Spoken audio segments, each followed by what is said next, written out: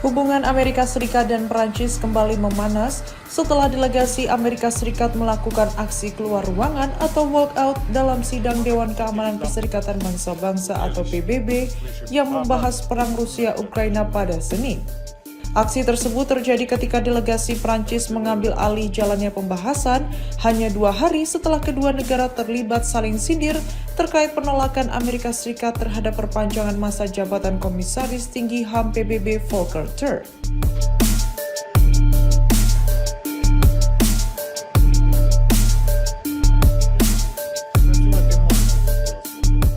Sebelumnya, misi Prancis untuk PBB di Jenewa menyatakan bahwa Amerika Serikat tidak lagi menjadi mercusuar hak asasi manusia dan kini terisolasi bersama sejumlah negara seperti Korea Utara, Nicaragua, Mali, dan Rusia. Pernyataan itu langsung mendapat respons dari Duta Besar Amerika Serikat untuk PBB Mike Waltz yang menuding Volker Turk lebih sering mengkritik negara-negara demokrasi seperti Amerika Serikat, Inggris, dan Israel, namun bersikap lunak terhadap rezim yang dianggap represif.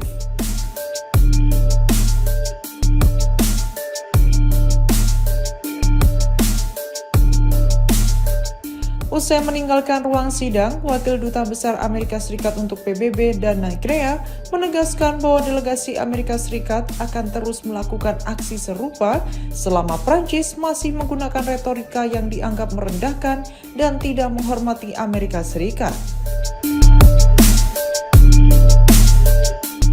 Di sisi lain, Duta Besar Prancis untuk PBB Jérôme Bonnafont tidak menanggapi aksi walkout tersebut.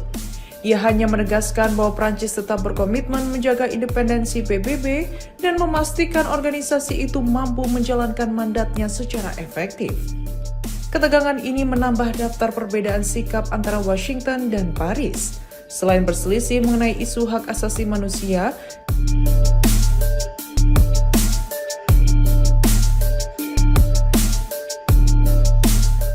kedua negara juga memiliki perbedaan pandangan terkait pendanaan badan-badan PBB, anggaran NATO, kebijakan perdagangan, hingga sikap terhadap konflik Iran dan ancaman Presiden Donald Trump untuk mengambil alih Greenland.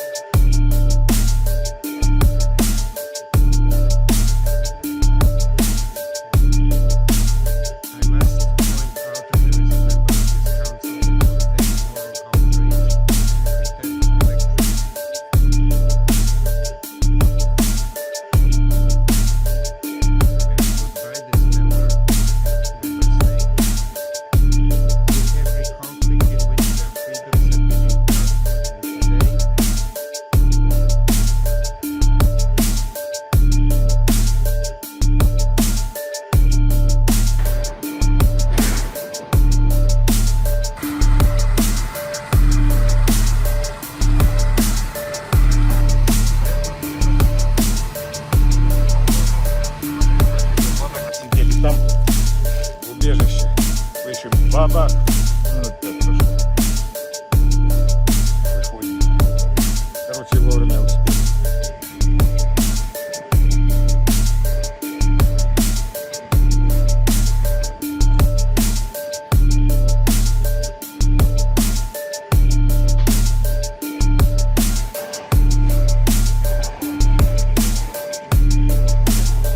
Працювати можна, якщо було спокійно. Ну, предупреждають нас.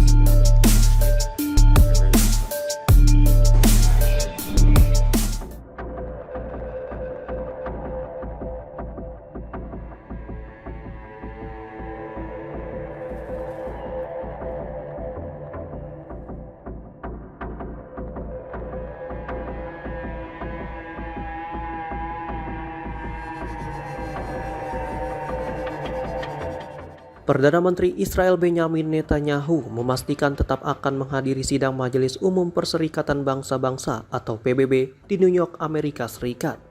Meski sebelumnya mendapat ancaman penangkapan dari wali kota New York City, Zohran Mamdani. Netanyahu menegaskan tidak gentar dengan ancaman tersebut dan menyatakan tetap berencana hadir dalam agenda tahunan PBB yang dijadwalkan berlangsung pada September mendatang. Dirinya menjelaskan bahwa selama menjabat sebagai Perdana Menteri, dirinya hampir selalu menghadiri sidang Majelis Umum PBB setiap tahun, kecuali apabila kondisi keamanan tidak memungkinkan.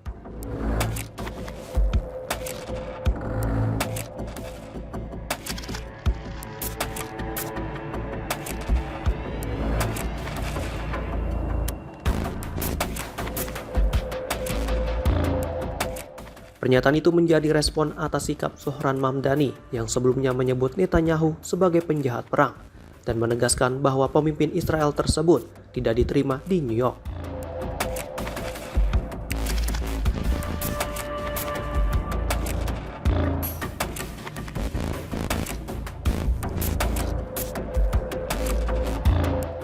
Mamdani juga sempat mendesak pemerintah federal Amerika Serikat agar bergabung dengan Mahkamah Pidana Internasional atau ICC, serta melaksanakan surat perintah penangkapan terhadap Netanyahu.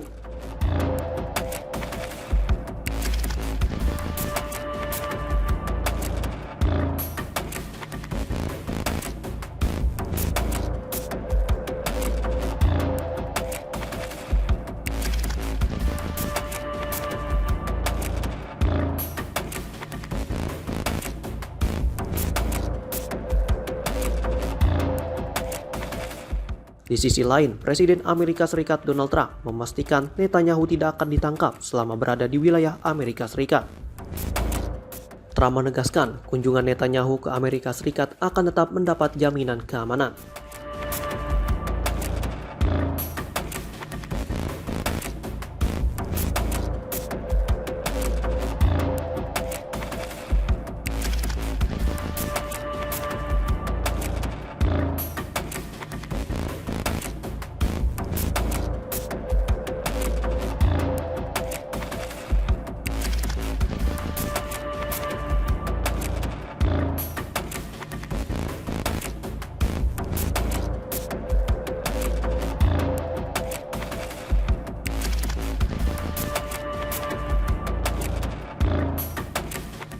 Mahkamah Pidana Internasional atau ICC sebelumnya menerbitkan surat perintah penangkapan terhadap Netanyahu dan mantan Menteri Pertahanan Israel Yoav Gallant pada November 2024. Keduanya diduga terlibat dalam kejahatan perang dan kejahatan terhadap kemanusiaan selama operasi militer Israel di jalur Gaza, Palestina.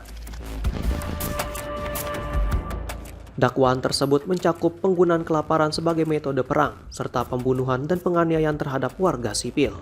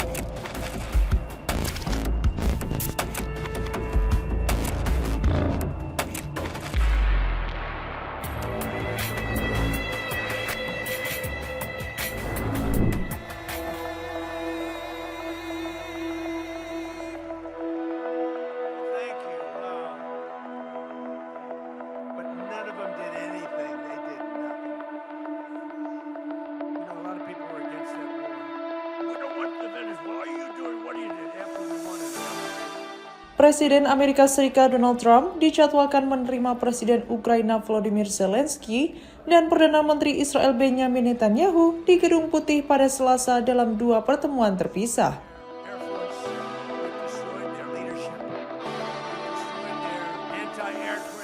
Agenda utama pembahasan diperkirakan akan berfokus pada perkembangan perang di Ukraina serta situasi keamanan di Timur Tengah.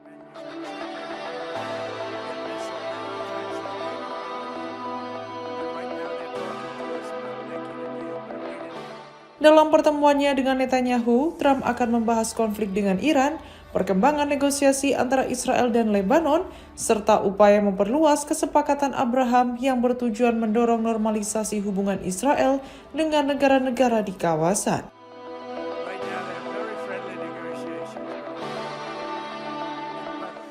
Trump mengakui masih terdapat sedikit perbedaan pandangan dengan Netanyahu terkait Iran, namun menegaskan keduanya tetap memiliki tujuan yang sejalan.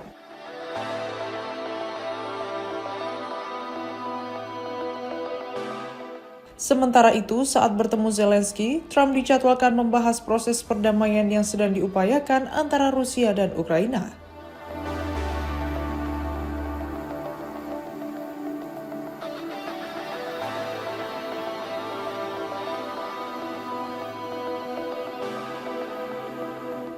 Pemerintah Amerika Serikat menilai saat ini merupakan momentum penting untuk mengakhiri perang yang telah berlangsung selama bertahun-tahun.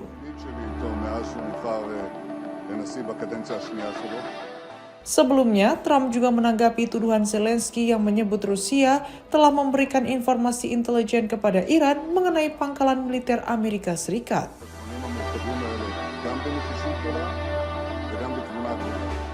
Trump meragukan tuduhan tersebut dan menyatakan tidak yakin Moskow melakukan hal itu, terutama di tingkat pemerintahan tertinggi.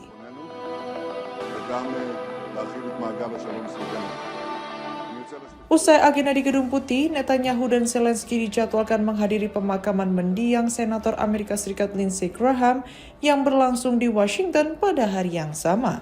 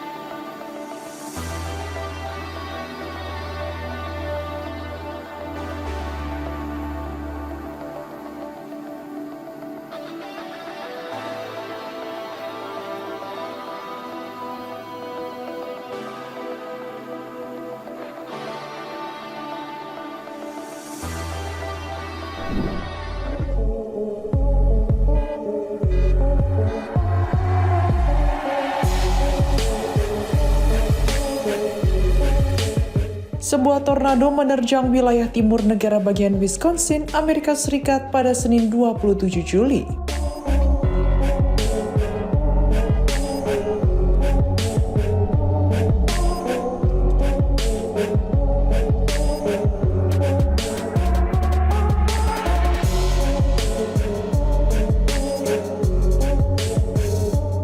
menyebabkan kerusakan parah pada bangunan, menumbangkan pepohonan, serta memutus aliran listrik bagi ribuan warga.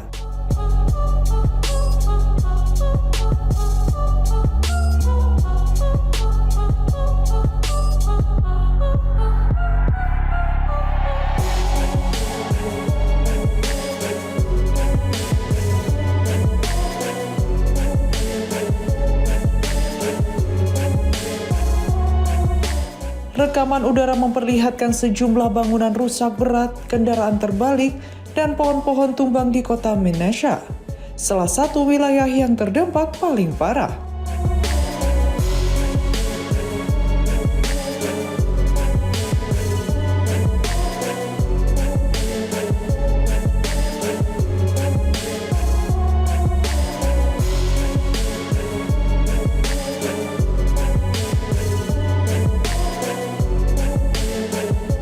Tornado juga melanda kota Appleton yang berada tidak jauh dari lokasi tersebut.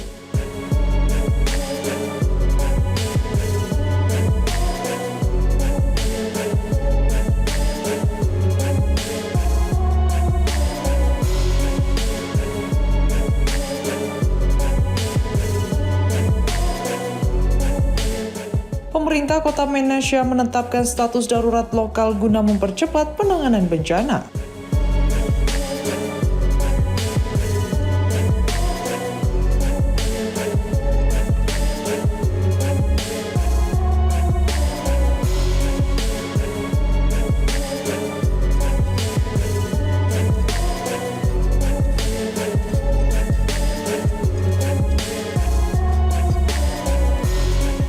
Tim tanggap darurat dikerahkan untuk menilai tingkat kerusakan, membersihkan puing-puing, dan memastikan akses bagi kendaraan penyelamat tetap terbuka.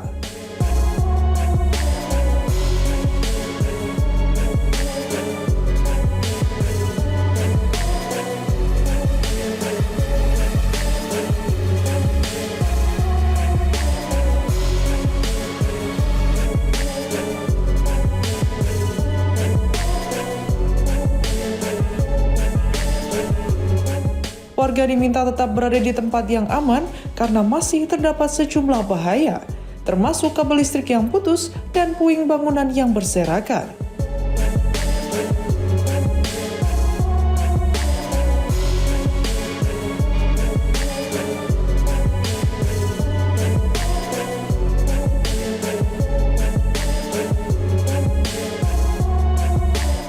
Polisi juga menutup sejumlah ruas jalan dan mengimbau masyarakat agar tidak memasuki kawasan terdampak demi menjaga keselamatan.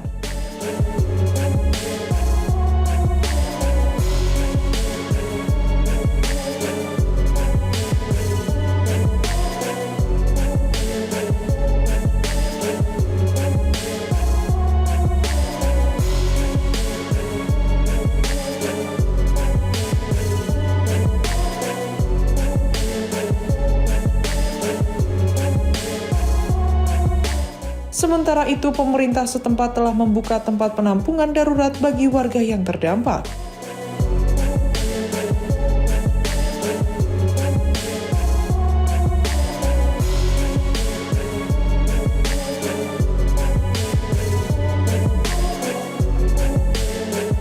Sembari petugas terus melakukan proses evakuasi dan pemulihan di wilayah yang dilanda tornado.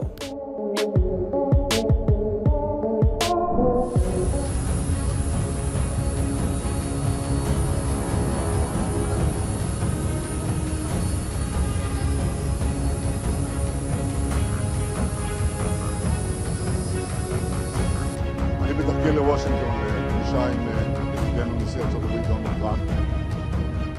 Perdana Menteri Israel Benjamin Netanyahu dijadwalkan bertemu Presiden Amerika Serikat Donald Trump di Gedung Putih pada Selasa waktu setempat. זכות גדולה, זה גם אחריות גדולה. מניסיוני כראש הממשלה, צריך לפעול בזמנים המורכבים האלה, גם בנחישות גדולה. Usai pertemuan tersebut, Netanyahu juga akan menghadiri sidang Majelis Umum PBB di New York sesuai agenda yang telah dijadwalkan. המטרה שלנו לשמור על ביטחוננו וגם להרחיב את מעגל השלום סביבנו. אני יוצא לשליחות הזאת עם מטרה אחת. Kunjungan itu tetap dilakukan meski wali kota New York City Zohran Mamdani mendesak agar Netanyahu ditangkap atas dugaan kejahatan perang. לחלוק כבוד אחרון לידידנו הטובים, באמת שלי ושל מדינת ישראל, ונציבם מגדולי ידידיה של מדינת ישראל. Menanggapi desakan tersebut, Netanyahu mengaku tidak khawatir dan tetap melanjutkan seluruh agenda kunjungannya ke Amerika Serikat. Horrific genocide against the Palestinians. He is responsible for the killing of 73,000, for the maiming of tens of thousands. Netanyahu justru menuding Mamdani sebagai sosok yang menebar kebencian dan memecah belah masyarakat di New York. Neonatal hospitals and treatment care centers, denying reports of the chance to, for the countless people who starved as he blocked food and humanitarian aid from reaching, for the gunning down. Menurut Netanyahu, seorang wali kota seharusnya melindungi seluruh warga tanpa membedakan latar belakang agama maupun kelompok tertentu. Killed by Israeli armed forces more than 8 months after the so-called ceasefire. The list goes on and on. All is we, as Americans. Ia juga mengaitkan pernyataan Mamdani dengan insiden penikaman terhadap warga Yahudi yang terjadi di New York beberapa waktu lalu. Generations building a shared understanding that there are crimes so great they offend all of humanity. Anyone with their eyes, their heart, their conscience should recognize the devastation he has wrought and understand that he belongs before a court of law. As I've said, I agree with the ICC. Benjamin Netanyahu. Polisi menyatakan pelaku telah didakwa atas kejahatan bermotif kebencian, sementara kedua korban dilaporkan selamat dari serangan tersebut. Every avenue available under applicable law to determine whether New York City could execute the International Criminal Court's arrest warrant for Benjamin Netanyahu came. Sebelumnya, Mamdani meminta Trump menangkap Netanyahu untuk dibawa ke International Criminal Court karena surat penangkapan yang telah diterbitkan ICC. And execute this warrant. And I want to be equally clear. Benjamin Netanyahu is not welcome in New York City, or as any other war criminal at large. While we cannot end Meski mendapat tekanan tersebut, Trump tetap dijadwalkan menyambut hangat kedatangan Netanyahu sebagai salah satu sekutu dekat Amerika Serikat. the humanity and dignity of all people. That is my commitment to you.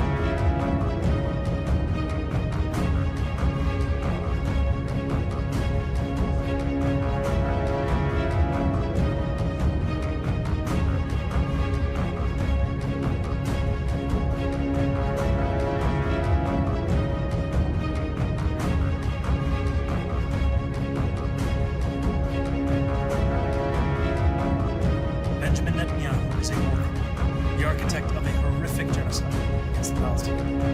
He is responsible for the killing of 73,000. مذلة وعار وتنازل عن السيادة. هذا الاتفاق منعدم. Pemimpin tertinggi Iran Mojtaba Khamenei menegaskan dukungan penuh Teheran kepada kelompok Hizbullah Lebanon di tengah konflik yang masih berlangsung. Dalam surat kepada Sekretaris Jenderal Hizbullah Naim Qassem, Mojtaba menyebut perjuangan kelompok itu sebagai bagian dari mandat strategis Iran. Ia menegaskan tidak ada jalan lain selain jihad dan perlawanan terhadap Amerika Serikat serta Israel.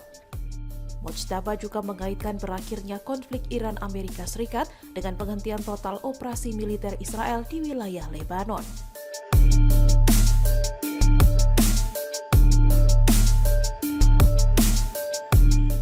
Menurutnya, Hizbullah telah menjadi simbol keteguhan dalam menghadapi agresi Israel dan menginspirasi kelompok-kelompok perlawanan lainnya. Ia menyebut sikap Hizbullah sebagai bukti bahwa perlawanan tetap menjadi pilihan utama menghadapi tekanan dari Amerika Serikat dan Israel. Sementara itu, juru bicara Kementerian Luar Negeri Iran Ismail Bagei menegaskan negaranya tidak akan membiarkan Amerika Serikat menentukan waktu perang maupun perdamaian.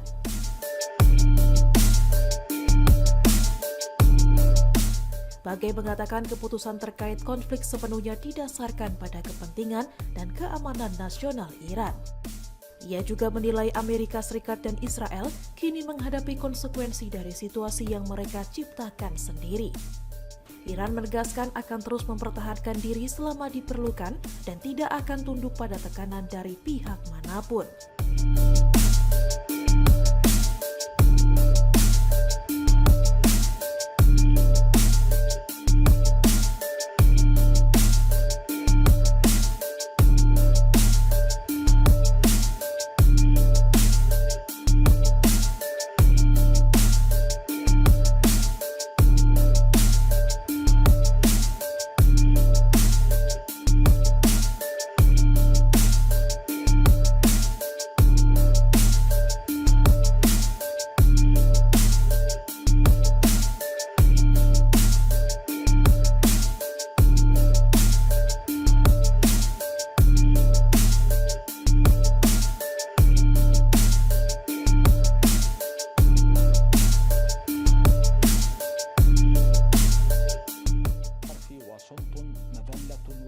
وتنازل عن السيادة.